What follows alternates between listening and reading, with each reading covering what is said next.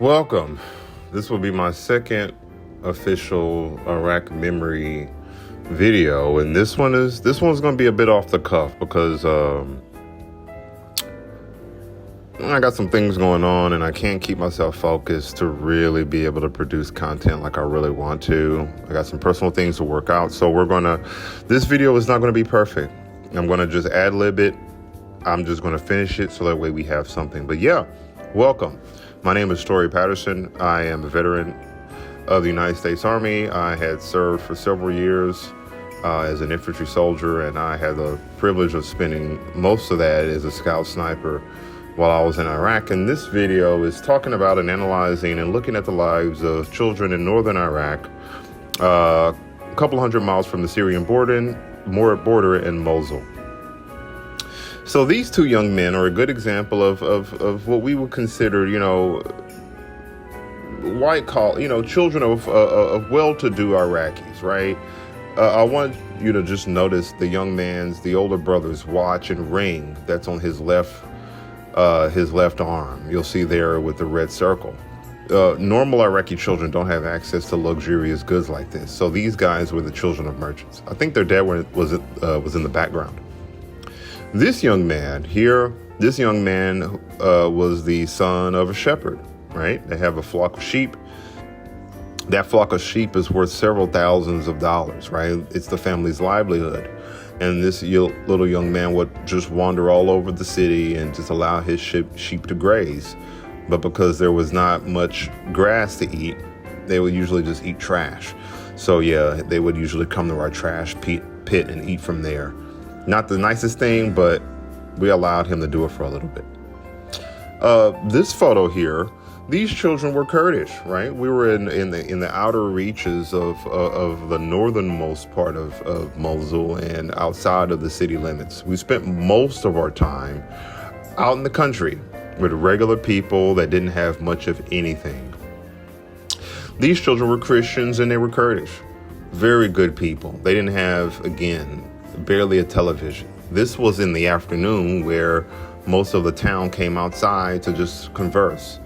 And you'll notice that there's lots of old men, right? These older men are watching and taking care of the kids, making sure that, nothing bad happens to them. It's very unique. The women were busy with work, but these were all old men. Think grandpas, right? These were grandpas watching their grandkids and watching us. And the kids loved that we were there. Very beautiful kids, right? Iraqi children were very beautiful, very friendly. They never had seen anything like this in their lives. We were like people from the future, soldiers from the future. We had huge, powerful trucks, armor, weapons, uniforms. We might as well have been stormtroopers from the Empire and from Star Wars. And so the kids really, it was just one of the most exciting days for them. And we just tried to give them candy and cookies and just kind of just talk and play with them. They were so cute and they were so precious. And we really had a good, amicable relationship with them. You'll also notice that the girls were allowed to maneuver and exist outside as well. And they were so photogenic. Here's a picture of my squad leader at the time. And I was able to get most people to smile. I don't remember what I said. I think I may have told them cheese or something like that. And I want to just mention, this was in 2003. The iPhone would not be invented or would not be sold for another 4 years. So I was using an old, I believe a Canon or a Kodiak Polaroid film to take these photos. So only had one shot. And these kids always made beautiful photos. They're so photogenic. For many of these children, this was the highlight of their year. There was nothing more exciting that these children could ever experience than us as U.S. soldiers going there, because we literally were from the future.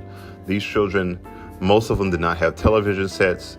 You can see that most of them did not even have shoes, right? The clothes that they're wearing are hand-me-downs from older siblings.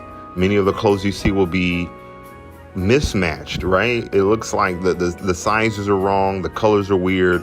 They're just wearing whatever they can get their hands on. But they were just so happy and so proud to be out there with us. Yeah, this photo here again. These kids were waiting for handouts. We would always try to give them handouts, food, candy, any extra things. Also notice most of these children, again, they don't have shoes.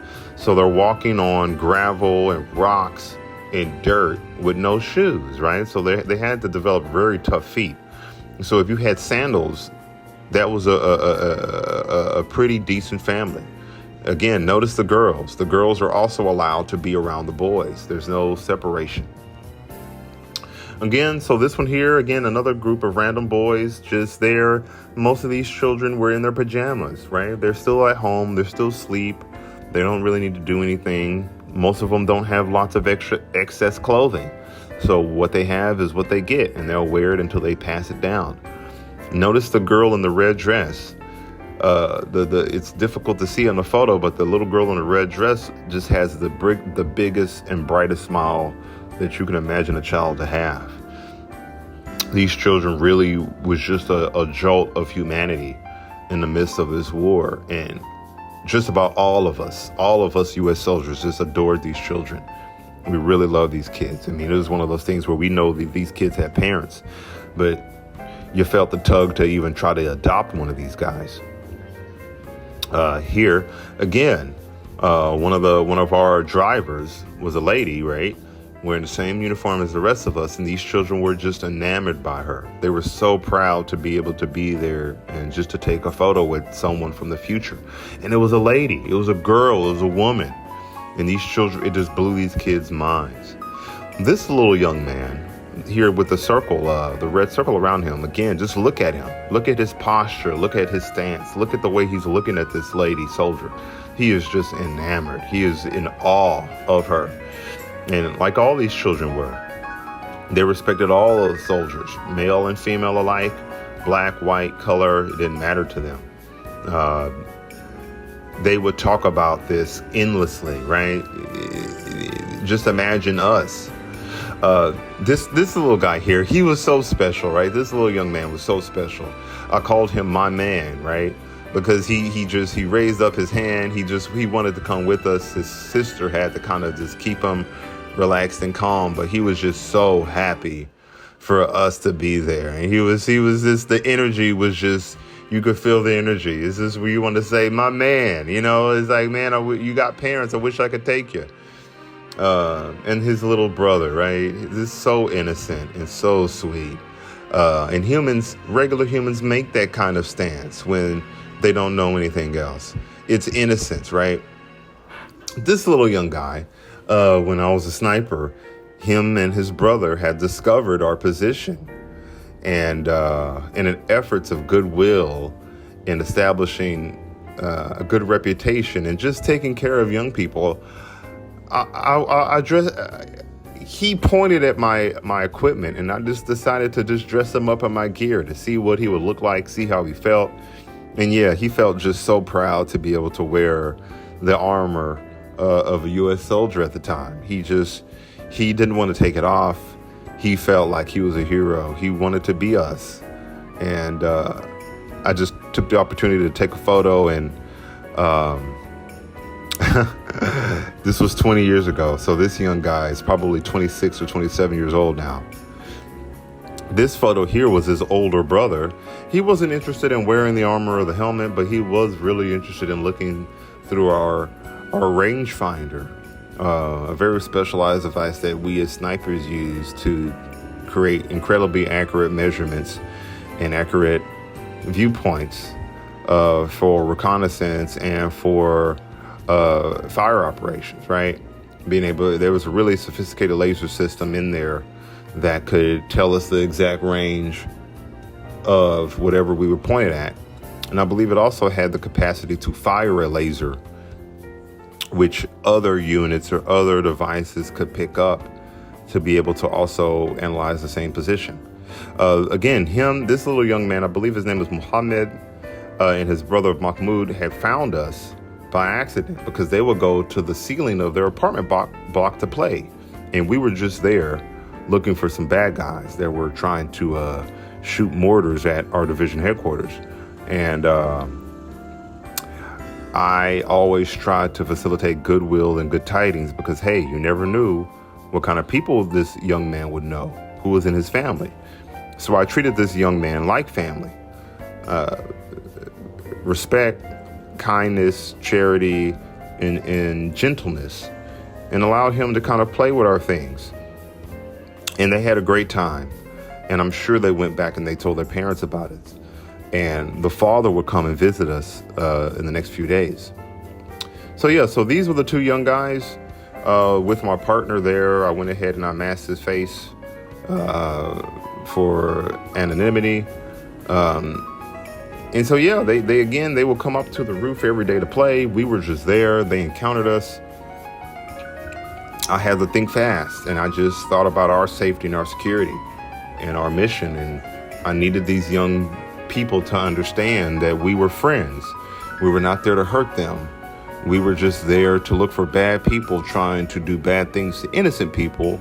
And so we gave them candy, we played with them, we tried to talk to them, so that way they knew that we were friends. And they told their father that, and their father came and visited us, and the father was thankful that we treated his sons with decency and humanity. And we didn't have any issues. The little young guys, they did not come back. I'm sure their father told them that we were there working and to not bother us. So we didn't see these little young guys again, but I was always able to remember them. This young man, again, on another sniping outpost that we were at, another surveillance outpost, again, this was his house. His parents were building a house, and he would come and play in it, in his future home, and he found us. And we just told him, shh, keep a secret. Again, gave him candy, was good to him, and he never ratted us out. He never snitched. He never sold us out. He may have told his parents, but the parents did not sell us out, and so we never had to deal with an ambush of people knowing that we were there. Our safety was paramount, and we were snipers. It's about hearts and minds and having the people on your side. He could have easily told us, he could have easily told bad people where we were, and we would have had a serious issue that could have cost us our lives. But thank you for watching. Again, this wasn't my best edited video, but again, I just needed to release it.